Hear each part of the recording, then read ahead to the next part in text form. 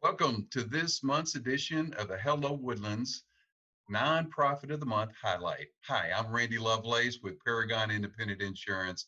And through the magic of Zoom, I'm on location with Cindy Mericle with Love Fosters Hope. Now, that's three important words. I know what it means to me: love, fosters, and hope. We're going to let Cindy talk about that, explain the organization and uh, what they do for this community. It's amazing. So I'm going to turn it over to Cindy. Welcome, Cindy. Thanks for being here. Tell us all about yourself.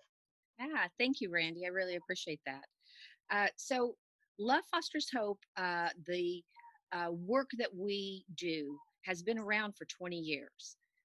We started off doing a children's camp for children that are in foster care 20 years ago. And as the years have gone by, we have just grown. We've added additional camps for teenagers.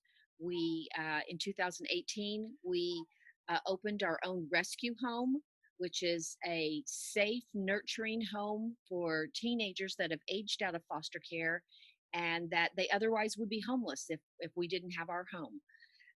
Then we also have a year round mentoring program. And then we go to residential treatment centers and we serve the teenagers there. Residential treatment centers,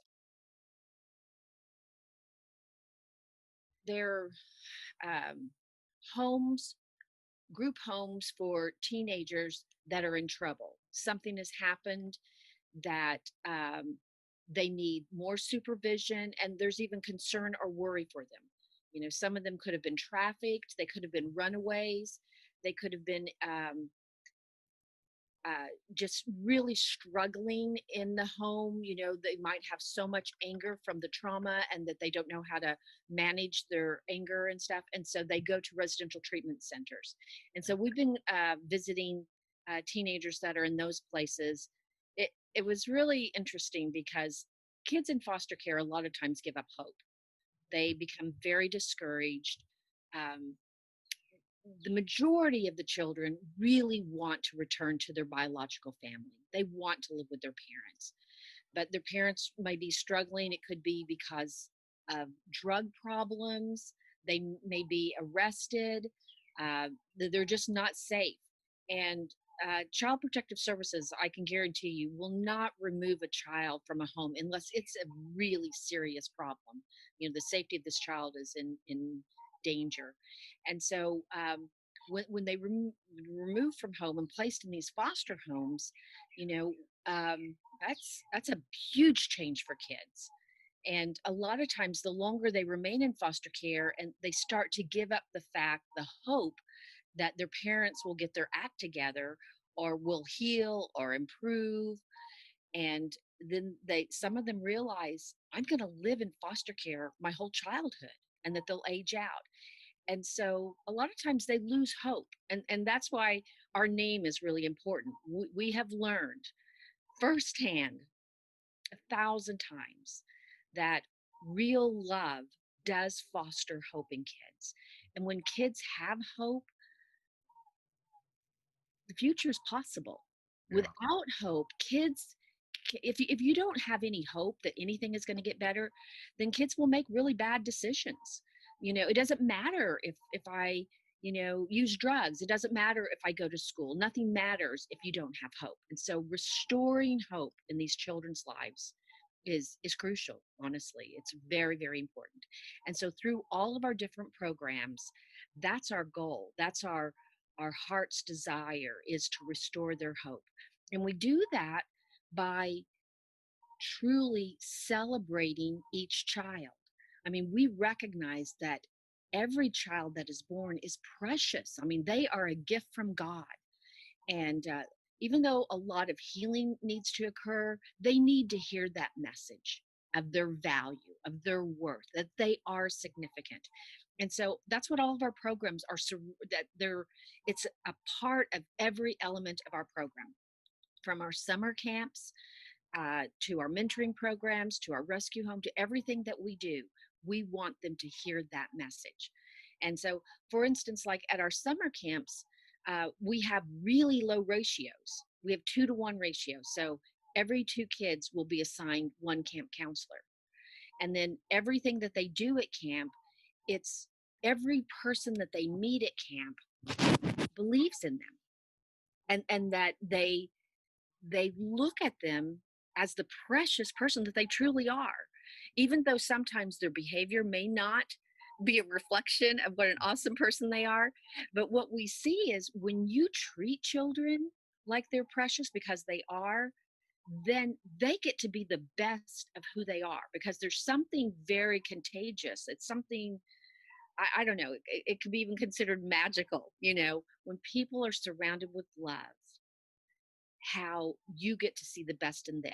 And honestly, it brings out the best in us. Yeah. We are a Christian organization, and we want to let all of the kids know, that God honestly has a plan for them. He has a good plan for him and for them, and they're not forgotten. He sees them and he loves them. So that's the basic bottom line of Love Fosters Hope and what we do. Well, that's pretty awesome. And it sounds like a way to, I guess, through the child seeing high expectations for themselves, then ultimately they can start living and meeting or trying to meet those expectations of a good life. And, Yes, yes. And I think another thing that's really important about our organization is that all of our volunteers go through a lot of training, and we go through a, quite a vetting process. We want to make sure that people don't come in and feel like, well, we're going to fix these kids. That that just isn't the right heart. We want people that are compassionate, are patient, that are loving, and that they see the children, for the truth of who they are. And then with additional training to understand trauma and the behaviors of how children respond when they are really hurting still. that's a And, difficult thing. oh, yeah, yeah. But there's some, really excellent training that is available to us in 2020. It wasn't here 20 years ago, but there's been so much progress, so much research on understanding the trauma that and how these kids can heal. And so our programs are structured around creating healing environments. In fact, I know that different times, people think, I'm not sure I would want to be a foster parent. And I think that if anybody is just interested in being a part of helping someone heal, they would be good at it, because Yeah, that's what it's about, being a part of helping these kids heal and becoming, who God created them to be. yeah, yeah. Well, is there, what are some of y'all's biggest needs that the organization has? What can Montgomery County, what can the community do to help you? Well, I would say that things have shifted recently, because of the coronavirus. Sure. You know, prior to us having coronavirus, our focus was on, having our summer camps, recruiting hundreds of volunteers to help with that, raising the funds to put these camps on for the kids. But right now we've shifted our focus in support of the foster families.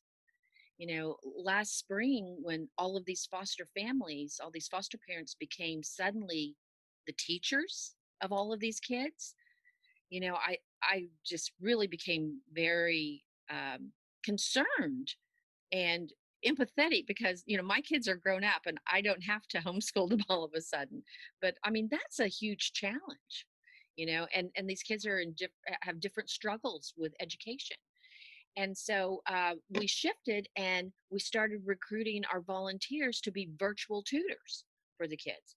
And then we were just checking base with all the foster homes and saying, you know, how are you doing? What are your needs?